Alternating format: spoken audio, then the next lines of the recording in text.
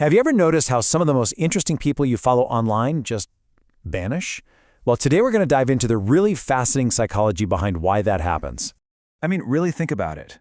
One day you're scrolling through your feed and you realize that someone, an artist, a writer, just someone you found interesting is gone.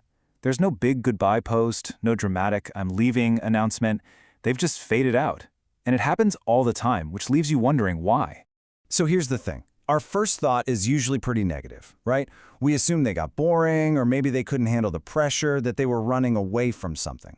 But the psychological reality, it's something way, way deeper. It suggests these people aren't retreating at all. They're actually evolving. They're not running away, they're waking up. So first up, let's just be clear about what we mean by this digital ghosting. And this is the key. We're not talking about the person who writes a 10-paragraph essay about why they're logging off forever. No, this is different.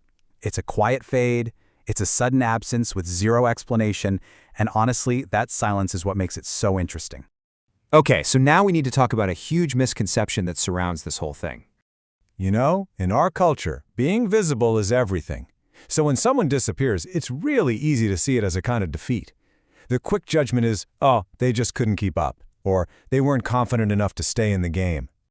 But here's where we need to flip the script. What if we've got it completely backward? What if quietly stepping away from all that digital noise isn't a sign of weakness at all, but actually a massive sign of inner strength and, a mental evolution?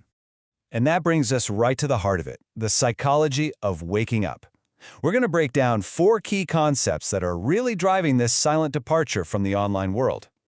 So first up is something called hedonic adaptation. This is just a core part of how our brains work. Think about getting a new car or a big promotion. It's super exciting at first, but after a while, you kind of just go back to your normal level of happiness.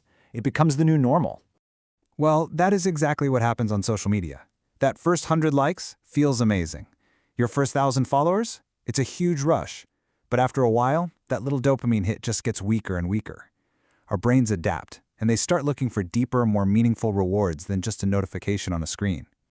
Okay, number 2 is self-concept clarity. Put simply, this is just knowing who you are, without needing anyone else to tell you. It's like you've got this super strong internal compass, so you don't need a map drawn by thousands of strangers anymore. And as that self-concept gets clearer, the need for all that outside validation just shrinks. When you are truly secure in your own identity, you don't need to post about it to prove it exists. Logging off becomes an act of confidence, not a lack of it. Next up, let's talk about cognitive bandwidth. The best way to think about this is like the battery on your phone. You only have so much mental energy to use every single day, and every task, every decision, every little distraction, it all drains that battery. And the source material puts this perfectly. Constant scrolling is mentally expensive. It is a massive drain on that limited cognitive battery. It just eats up energy that you could be using for creativity or for deep work or, for actual real-world connections. So by deleting social media, a person is making a very deliberate choice. They're deciding to stop spending their mental energy on just passively consuming content and instead to invest it in actively creating something, whether that's building a business, making art, or just having deeper thoughts. All right, our last psychological pillar here is the spotlight effect. You know that feeling, right? That nagging sense that there's a giant spotlight following you around, highlighting every single little mistake you make for the entire world to see. Social media basically takes that feeling and turns it up to an 11. But a real sign of maturity is when you realize that spotlight is just an illusion.